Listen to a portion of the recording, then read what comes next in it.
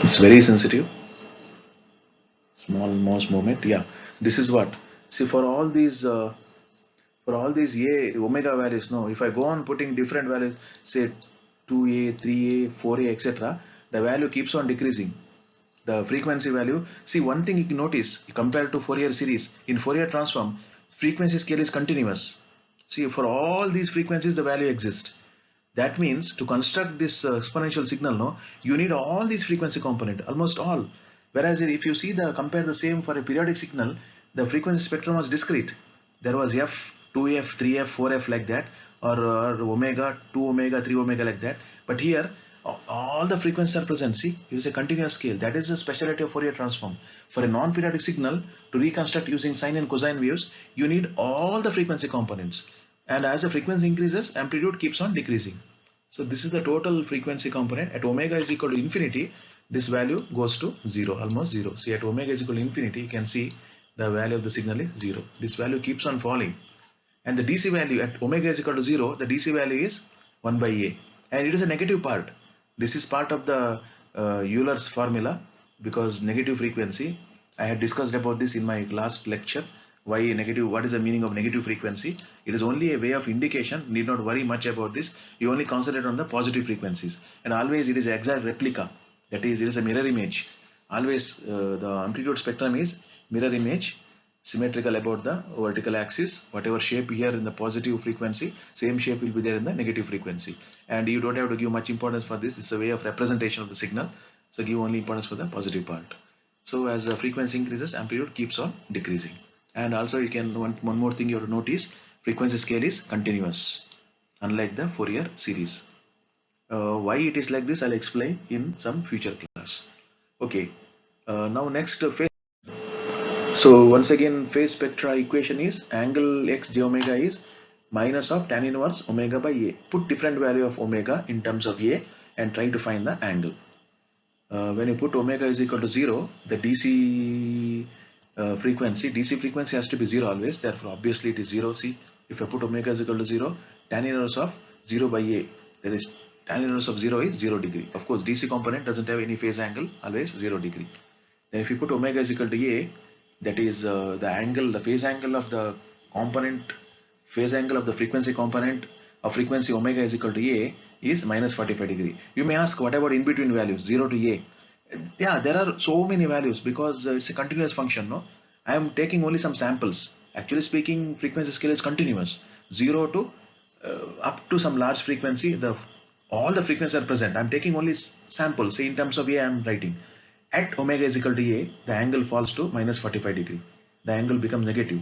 At omega is equal to 2A, angle becomes minus 63 degree. At omega is equal to infinity, angle becomes 90 degree, minus 90 degree. Now if you plot the graph of this, it will be like this. See, for 0 frequency, the angle is 0. As the frequency increases, the phase angle of that component will keep on decreasing. When omega reaches infinity, the value becomes almost minus 90. And you can see, as a matter of representation, for negative frequencies, angle are positive. This is always like this. See, for a neither even nor odd signal, always the phase spectrum will be for positive frequencies, angle may be positive or negative, but for negative frequencies, angles are totally opposite.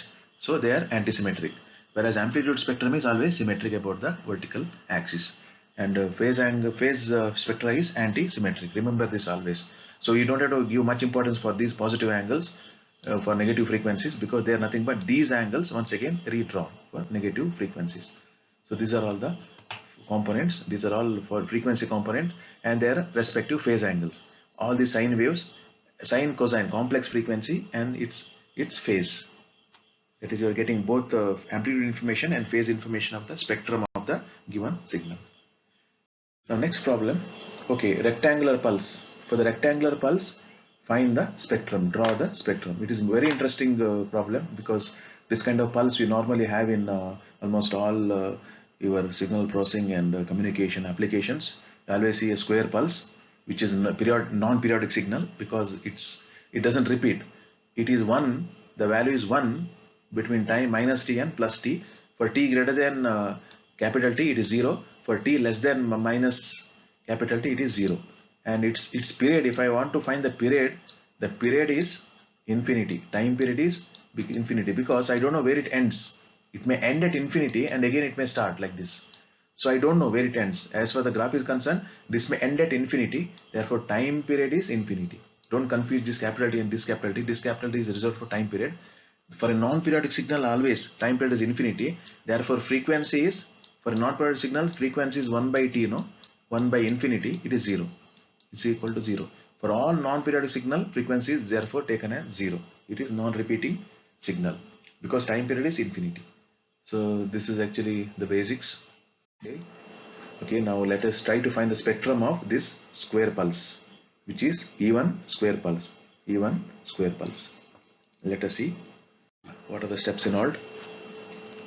Okay, this is how we write the equation, because normally to apply the formula, no, we should be able to write the equation of the signal, otherwise we cannot apply the formula. So all the signals we have to take here must be deterministic. They cannot be random. A random equation, for a random signal you can't write an equation like this. Now for a deterministic signal like square pulse, triangular pulse, etc., you can always write the equation, piecewise equation. That is x of t is equal to 1 for the time minus t to plus t. In this time gap, no, see in this time gap it is 1. See, from t greater than minus t, but t less than capital T. Plus t. For t greater than capital minus t, for t less than capital plus t, it is 1.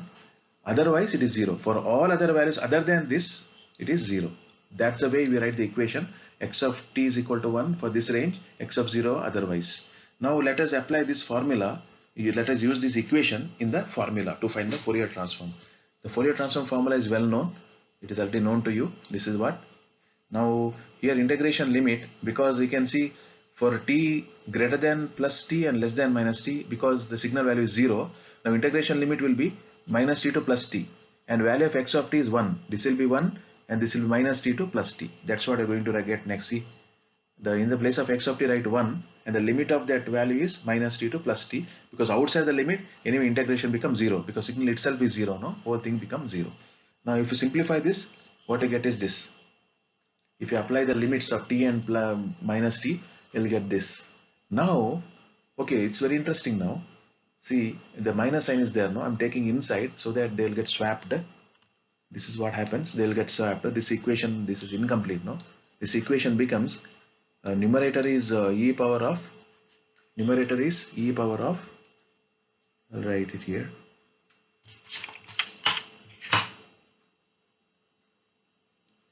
E power of j omega t. I'll use the pen rather. The highlighter is okay. Yeah. Now is equal to numerator is e power of j omega t minus e power of minus j omega t. This is the closure bracket divided by j omega. What I did is minus sign, I took it inside so that I swap the position. Now using the Euler's identity, this can be written as,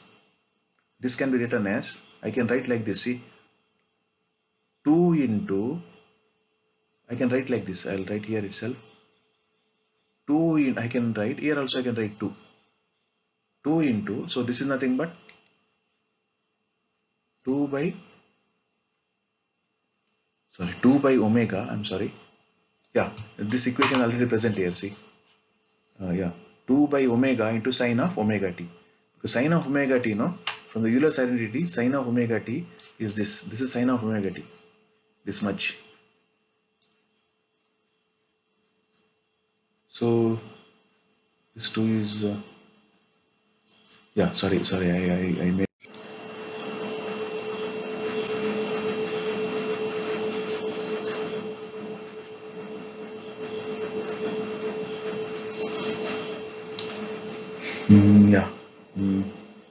what I did is, I'll just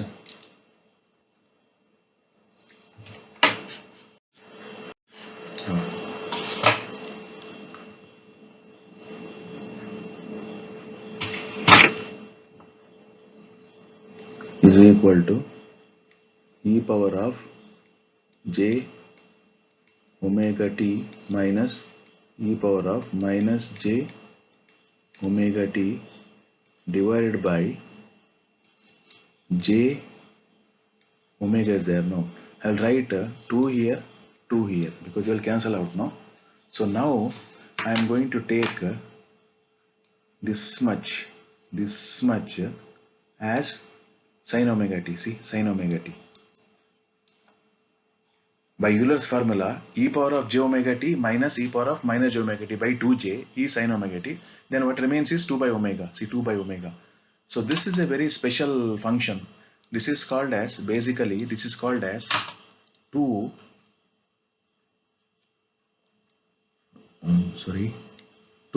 sin, is it?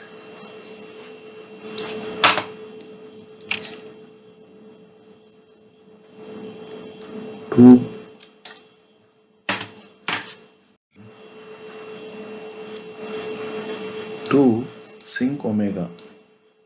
Sinc, it's a sinc function. Yes. Okay, now how to draw the spectrum for this?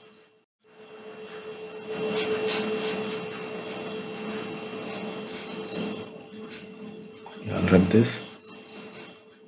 Yeah, for finding the spectrum, this is 2 sine of omega t by omega. This is a very special function, sinc function. How to find the spectrum? For finding spectrum, you substitute omega. How will you substitute omega? Okay, now substitute omega as 0. First, when you substitute omega as 0, no, that is you are finding the DC value of the signal. X at 0 is 2 sine 0 by 0. That is 0 by 0, which is indeterminate. 0 by 0 is not determined. It is not 0. It is indeterminable because you cannot divide 0 by another 0. So to avoid this situation, what you do is you take the L'Hospital rule. In the L'Hospital rule, because it is indeterminate, you take the L'Hospital rule. In the L'Hospital rule, you differentiate. This equation is there. You differentiate numerator and denominator with respect to omega.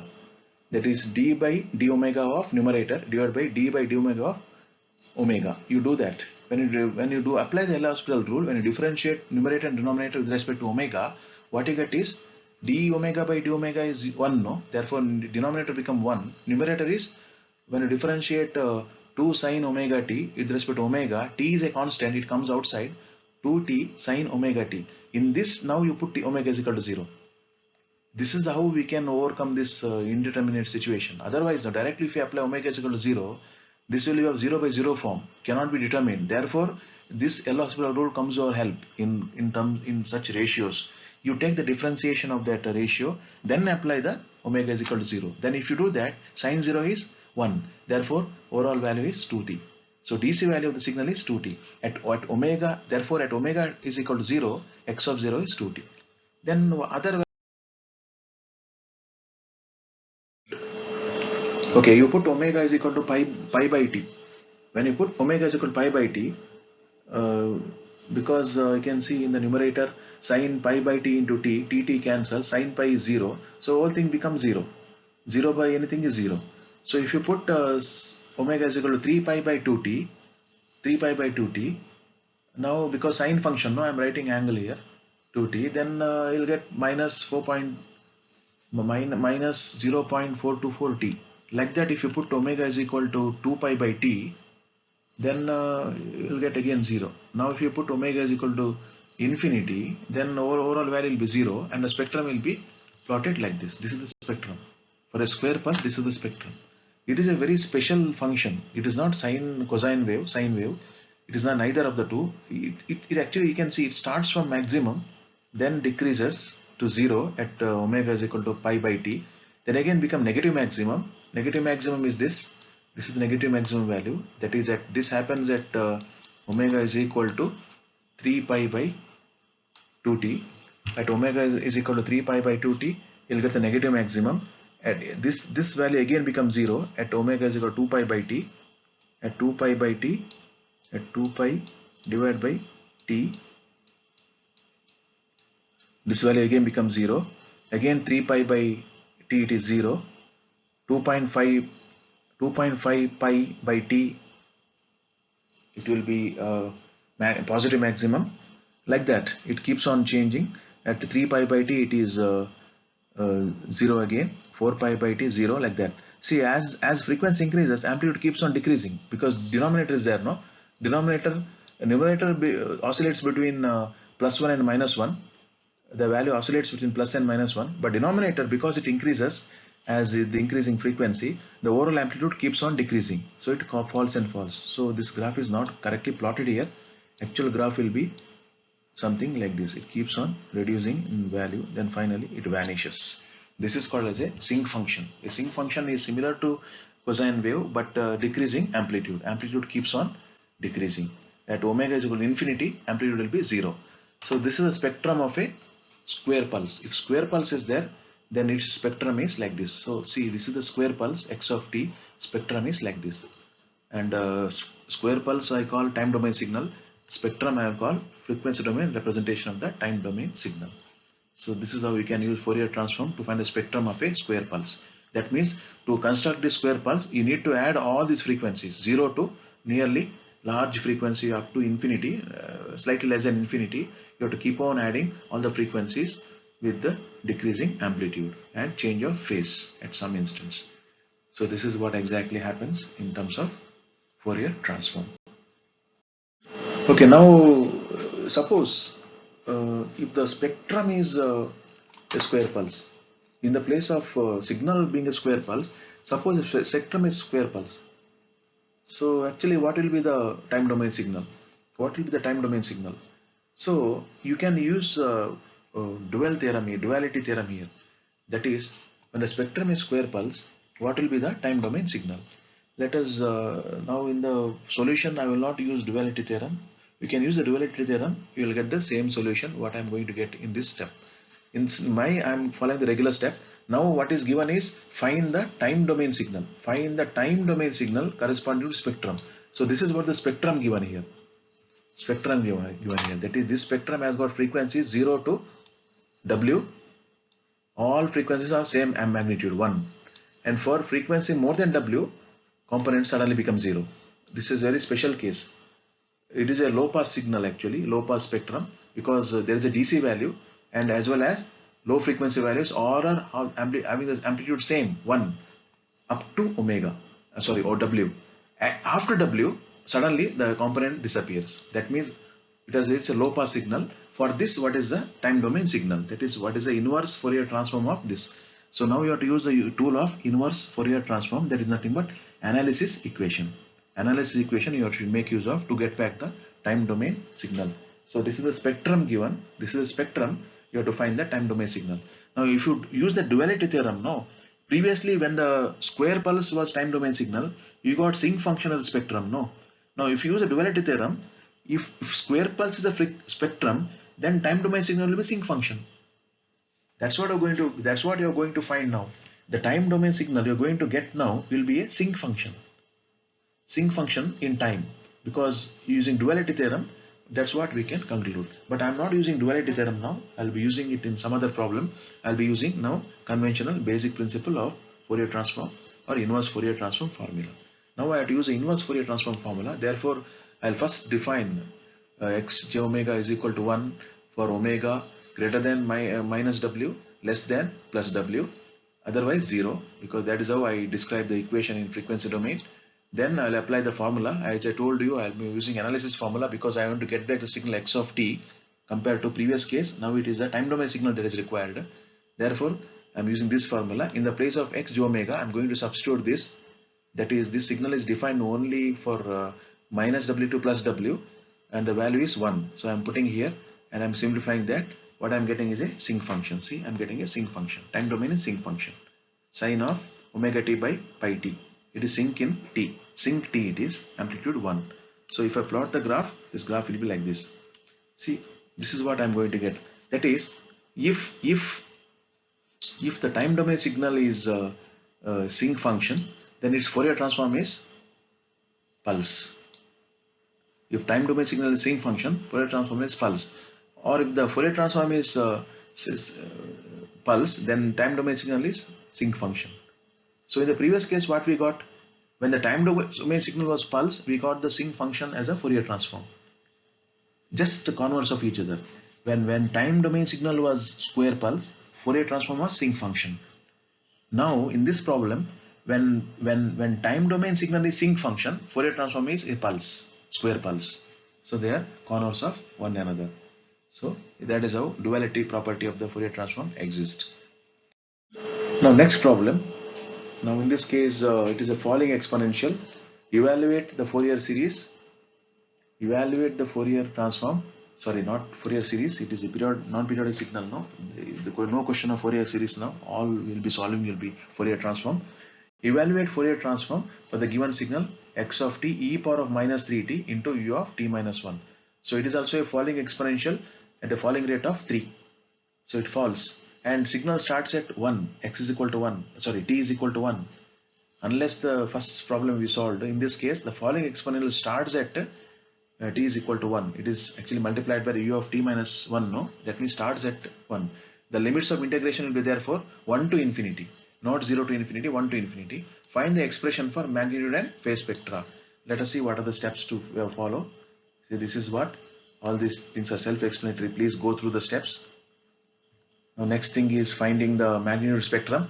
Numerator magnitude is actually this can be written as e power of minus 3 into e power of minus j omega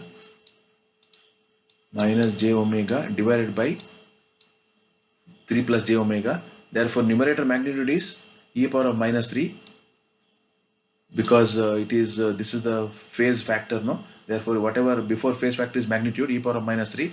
Denominator magnitude is square root of 3 square plus omega square. So it is a magnitude, and the phase spectra is numerator angle is omega. Numerator is actually a complex quantity. It is a constant, no? It is a constant into e power of minus j omega. Here whatever is there after j is an angle. Therefore the angle is minus omega. The angle is minus omega radians. T is 1 here. Actually into e power of, it is into sorry, it is frequency signal, no? So there is no question of t. So this angle only. So minus omega is the angle, and the denominator angle is tan inverse of omega by 3. So it is omega by 3, tan inverse of omega 3 by. Numerator angle is minus omega minus of denominator angle tan inverse of omega by 3. So you can plot by putting the values of omega 0, 1, 2, 3, etc. You can plot the magnitude spectrum and phase spectrum if required. Otherwise you can write the equation as it is. Okay, now find the Fourier transform of the signal x of t is equal to t into e power of minus x of t is equal to t into e to the power of minus 2t into u of t. So you can see it is a signal having 3 time functions, product of 3 time function. One is a ramp, other one is a falling exponential multiplied with the u of t. This u of t will tell you the signal starts at 0 and goes up to infinity, and doesn't have much significance because its value is 1. For t greater than 0, its value is 1. But first two parts, no, t into e power of minus t. It is a somewhat complicated signal because t is a ramp, e power of minus 2t is a falling exponential. So we don't have to bother about the shape. Let us directly find the Fourier transform. Obtain the expression for magnitude and phase spectra. So we'll apply the formula. For in the place of x of t, you write t into e power of minus 2t into 1 in the limit of 0 to infinity. Because u of t, no, 0 to infinity. In that range, u of t is 1. You can ignore that. Combine this. Now this requires, this particular integration requires integration of two functions, u into v. This formula you have to apply. I will leave it to your discretion. You only have to solve that. Apply this formula, integration of product, because both are time function, no? T into e power of minus 2 plus j omega into t is a time function. So you have to take u as t and v as e power of minus 2 plus j omega t. Then simplify that. You will get this. On applying the limits, you will get this 1 by 2 plus j omega square. Simply expand it. Use a plus b whole square formula. You expand it. You separate the real part. real part will be, if you expand a plus b whole square, real part will be 4 by omega square, and imaginary part will be j 4 omega. 4 omega is imaginary part, 4 minus omega square is real part. So magnitude is numerator magnitude by denominator magnitude, which is nothing but 1 upon square root of real part square plus imaginary part square. The angle is 0 minus tan inverse of 4 omega by 4 minus omega square. So these are the expressions. By putting the values for omega 0 to 1, 2, 3, 4 up to infinity, you can plot the graph of both magnitude spectrum and phase spectrum by using these equations. That is left to your work. That is, you have to complete that.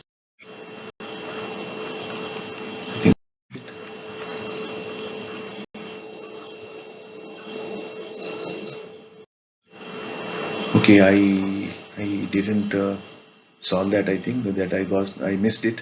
You only solve it, okay? Because I lost that slide. Anyway, let us move to the next problem. Let us move to the next problem. That is signum function. Signum. Fourier transform of signum function. What is a signum function? A signum function is always like this. This is a signum function. X of t is equal to signum of t. It looks like a step signal with a positive step where for t equal to and greater than 0, and negative step for t less than 0. Negative step. If I add these two, no, it becomes a signum function, a special case of signal. Now, a signum function can be defined like this. Signum of t is equal to 1 for t greater than 0 is equal to minus 1 for t less than 0. For t greater than 0, it is 1. For t less than 0, it is minus 1. That is how we can write the equation. And it signal will last forever. Now, actually speaking, this signal doesn't obey the Dirichlet conditions.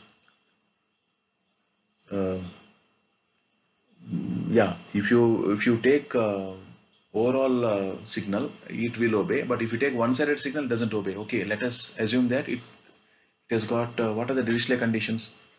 According to Dirichlet condition, if you integrate the signal, becomes 0. Okay, and it is finite. 0 is finite, and there is one discontinuity at t is equal to 0, because signal goes from minus 1 to plus 1 at t is equal to 0. There is one discontinuity, and finite number of maxima and minimums. I'm very sorry, this signal obeys the Dirichlet conditions because it has got finite area under the graph. Area cancels, area becomes 0. Therefore, it is finite. It is not infinity. And it has got only one discontinuity at t is equal to 0. That is, signal changes from minus 1 to plus 1, otherwise remain constant. And also it has got only one maxima and one minima. Minima is minus 1, maxima is 1. So all the Dirichlet conditions are obeyed. I'm sorry, this signal actually therefore has a Fourier representation. You can use the direct formula to find the Fourier representation. See what I'm using. So I'm using here differentiating property. See, this problem I'm using differentiating property. What I'm doing is I'm taking the signum function and I'm differentiating the signal. I'm differentiating the signal with respect to time. When I differentiate a signum function, because if I differentiate all these values, it is 0. Values, it is 0.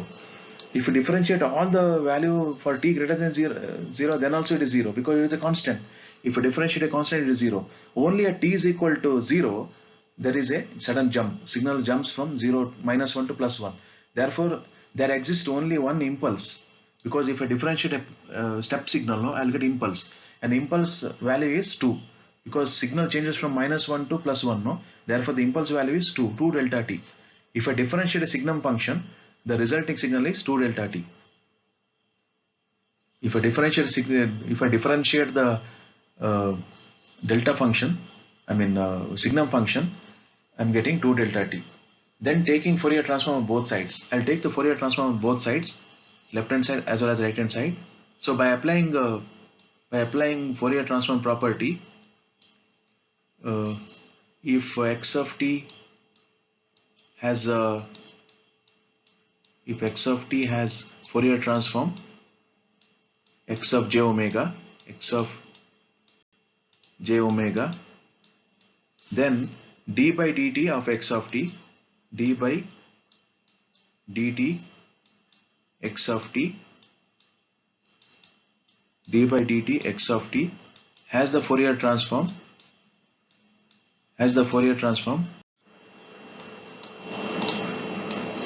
j omega into x of j omega. That's what the property is all about. So I'm using that, no? See, if I take the Fourier transform of this, I'll get j omega into x of j omega. And if I take the Fourier transform of 2 delta t, it will be 2 into 1, because already I have seen Fourier transform of delta t is 1. Therefore, 2 into 1. Therefore, just rearrange, you know, x of j omega is there. So, x of j omega is equal to 2 by j omega. See, I am using one indirect method here to find the Fourier transform of signum function. I use the differentiating property. That's what the advantage of Fourier transform properties. I can use shortcut. I don't have to apply the formula. I can directly find using the property definition and by basic transform knowledge. So I use the differentiation property to find the Fourier transform of this signal. You can also use your direct formula that is left to you. You verify the answer by using direct formula for Fourier transform. Yeah, I think you will get the same answer, 2 by j omega. Now we can draw the spectrum for this. For different values of omega, starting from omega 0, if the magnitude spectra is 2 by omega.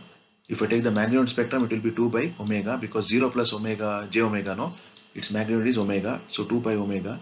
If I put omega is equal to 0, see, it goes to infinity. That is, DC component is infinitely large. This signal has DC component infinitely large. See, if you put omega is equal to 0, no, the spectrum will be going to infinity, because 2 by 0 it will be. X at 0 is 2 by 0, so infinity. As omega increases, then signal starts falling. So it looks like a falling exponential starting at infinity. Starting at infinity falls to 0. That's how the spectrum. This if you want to construct this signal in time domain, you have to add all these frequencies. DC component required is infinite, and all frequency components are of decreasing value with increasing frequency. This you have to multiply. And this is the phase spectra, because it is actually its angle is 0 minus tan inverse of it is 0 plus j omega, no, it is actually its phase spectra will be, if I want to draw the phase angle, then that will be x of j omega, phase of x of j omega will be 0 minus tan inverse of, because denominator angle is tan inverse of omega by 0, tan inverse of infinity. Tan inverse of infinity is 90 degree, no? Minus of tan inverse infinity is minus 90. See, for all the frequencies, angle is constant, minus 90. Starting from 0, for all the frequencies, the angle is 0. I mean omega for different phase angle for different omega will be constant, minus 90. This is how the signal looks like. I mean phase spectrum looks like for the given signal. Yeah, find the Fourier transform of unit step function. Fourier transform of unit step function, x of u of t. X of u of t. X of u of t. The signal will be x of t is equal to u of t. The signal will be like this, no? That means it is 0. For t less than 0, it is 0. At t is equal to 0, it becomes 1, then remain constant. Now, will it obey the Dirichlet conditions? Yeah, I think it has got finite number of maxima minima, finite number of discontinuity, only one discontinuity at t is equal to 0, and finite number of maxima minima, because there is only one maxima, that is 1, and one minima, that is 0. But if you integrate this, function, that is, if you integrate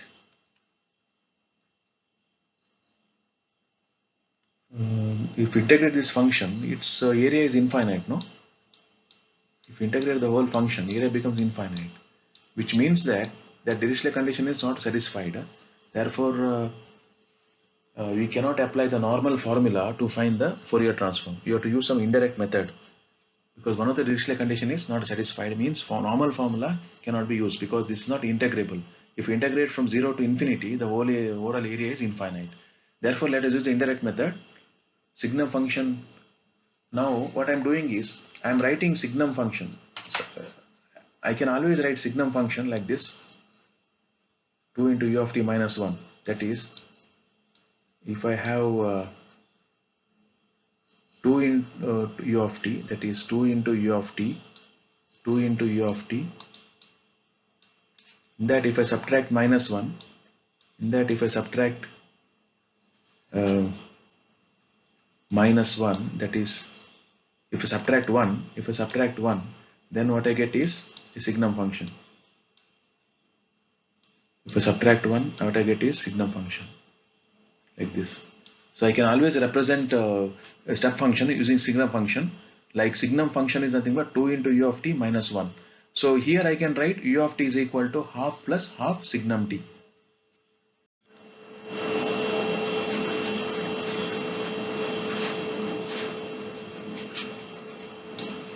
U of t is equal to half plus half signum t. So now I will make use of this equation to find the Fourier transform as follows. Taking Fourier transform on both sides, Fourier transform of u of t is equal to Fourier transform of right hand side, that is half, which is a constant. For constant, the Fourier transform is half into 2 pi delta omega plus a half into Fourier transform signum function, which we have already seen, 2 by j omega. So overall Fourier transform after simplification, because 2 cancels here, pi j omega plus 1 by j omega is the Fourier transform of u of t. Fourier transform of u of t is pi delta omega plus 1 by j omega.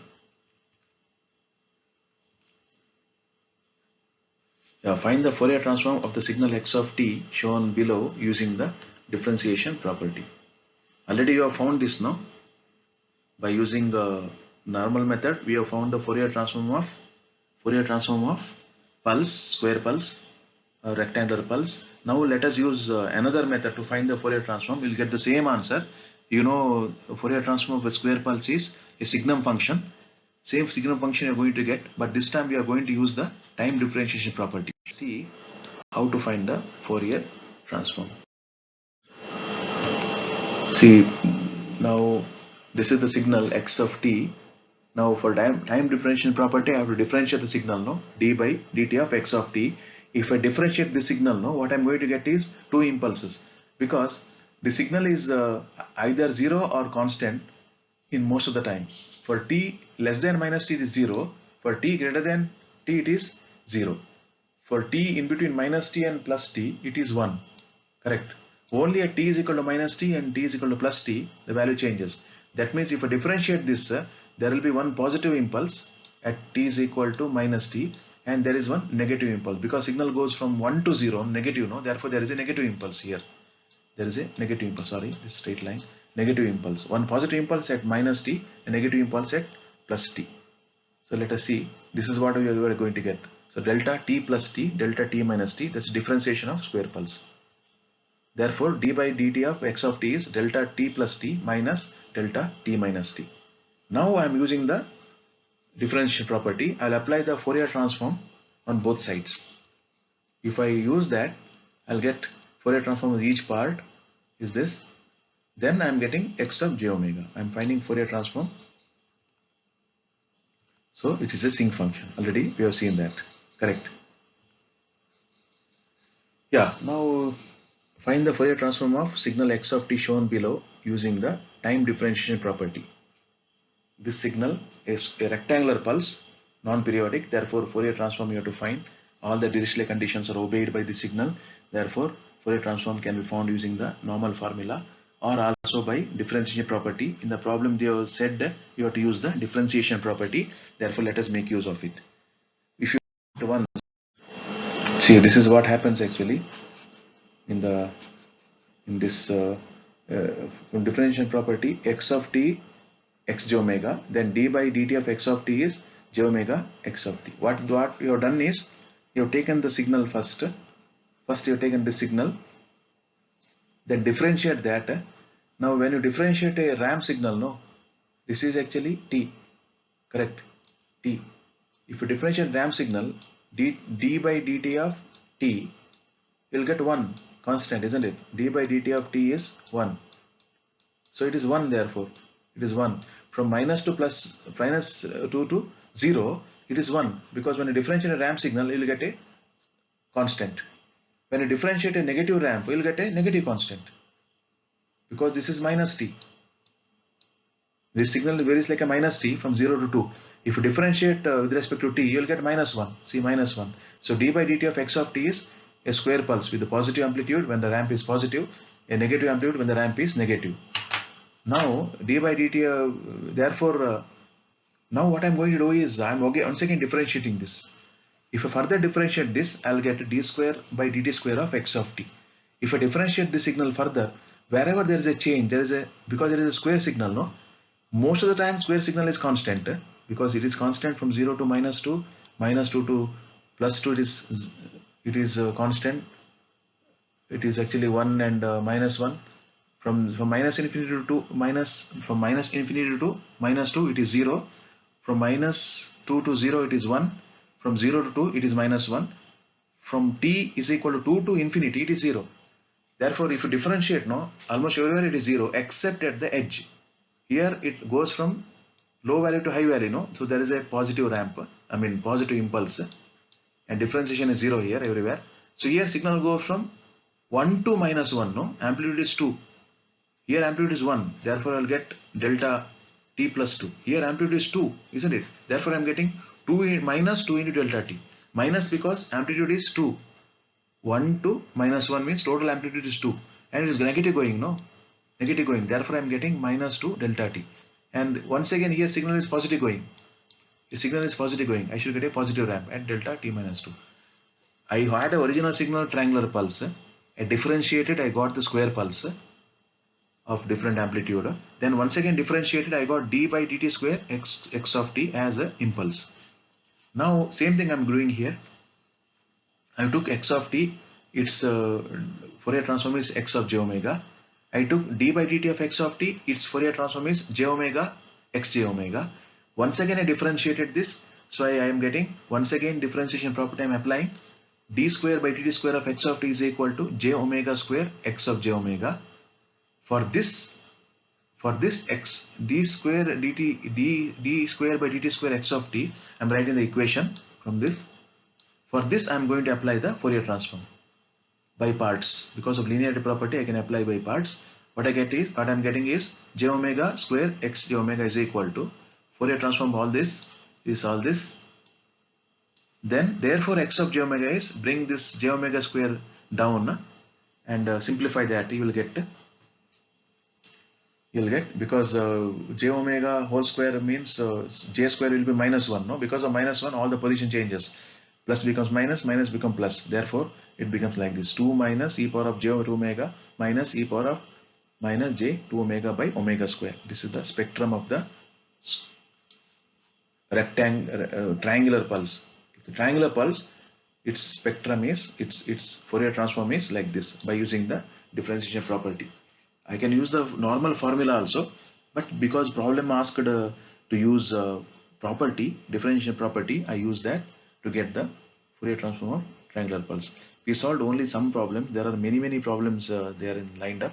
You please solve all of them from the old question paper, and any doubts please refer back.